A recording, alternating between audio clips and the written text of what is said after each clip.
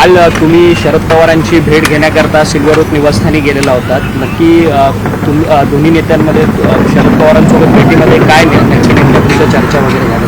देशाचे नेते असलेले आदरणीय पवार साहेबांची तब्येत अलीकडच्या कालावधीमध्ये ठीक नव्हती. अनेकदा ब्रिजकांडीमध्ये तपासणीच्या निमित्ताने साहेब त्या ठिकाणी दाखल झाले होते.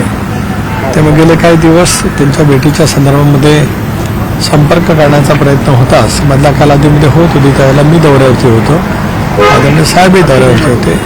काल आमच्या नेत्या उपमुख्यमंत्री राष्ट्रीय अध्यक्ष सुनेत्राबाई पवार यांच्यासोबत आम्ही गुवाहाटीला आसामच्या मुख्यमंत्र्यांचा शपथविधीसाठी त्या ठिकाणी गेलो होतो.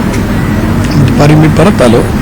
आज आपण पाहतात की आज माझ्या जिल्ह्यामध्ये महत्त्वाकांक्षी प्रकल्प ज्या माझ्या सततच्या पाठपुरातून जवळपास 400-450 कोटी रुपयाचे एक प्रकल्प पूर्ण झाला आहे.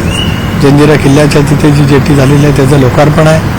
भरोटखोल इथे मच्छीमार बांधवांच्यासाठी फार मोठ्या प्रमाणाचं बांधकाम त्या ठिकाणी मी आदितीच्या प्रयत्नातून होतो आहे.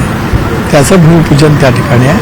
त्यामुळे काल संध्याकाळीच साहेब काल उपलब्ध आहेत, आज उपलब्ध आहेत असं ज्या वेळेला निरोप आला त्यावेळेला काल त्याला भेटायला गेलो.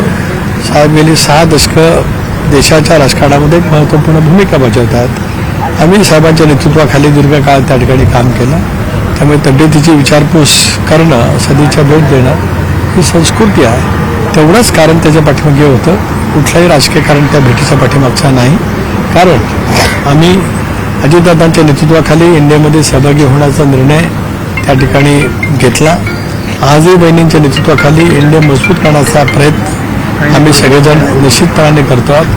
राज्यात देवेंद्रजी, एकनाथराव, आदरणीय सुनेत्राबाई यांच्या नेतृत्वाखालचं महायुतीचं सरकार लोकाभिमुख कामं करत आहे. त्यामुळे त्याला बळकटी आणणं आम्हा सर्वांचं काम आहे. त्या पद्धतीने आम्ही करतो आहोत. साहेबांची भेट सदिच्छा भेट होती. तब्येतीची विचारपूस होती. मला जे आहे तेवढं मी बोलणार. मी या प्रत्येक गोष्टीचा खुलासा त्याच्यामध्ये केला आहे. त्यामुळे सद्यस्थितीत काय चालू असेल नसेल त्याचा काही भेटीशी, साहेबांच्या काल सदिच्छा भेटीशी दुरान्वय संबंध नाही. आमच्या भेटीमध्ये अजिबात चर्चा झाली नाही. प्रदीर्घ कालावधीची जर भेट झाली त्याच्यामुळे तब्येत आणि इतर गोष्टीवरतीच त्या ठिकाणी 5-10 मिनटं बोलता आलं. यापेक्षा त्याच्यातला कुठलाही अनवर्थ नाही. मी वारंवार कालपासून ही बाब स्पष्ट केली की आम्ही इंडियामध्ये आहोत. इंडिया मजबूत करण्याचं आमचं काम वहिनीच्या नेतृत्वाखाली त्या ठिकाणी सुरू आहे आणि ते अव्याहतपणाने पुढे त्याच ताकदीने सुरू राहील. धन्यवाद. तटकरे साहेब, पण काल पक्षाच्या याच्यामध्ये जे काही घडामोडी घडलेल्या होत्या सर, पक्षाच्या याच्यामध्ये घडामोडी घडलेल्या होत्या, पत्र इलेक्शन कमिशन मी या संदर्भामध्ये काही बोलणार नाही.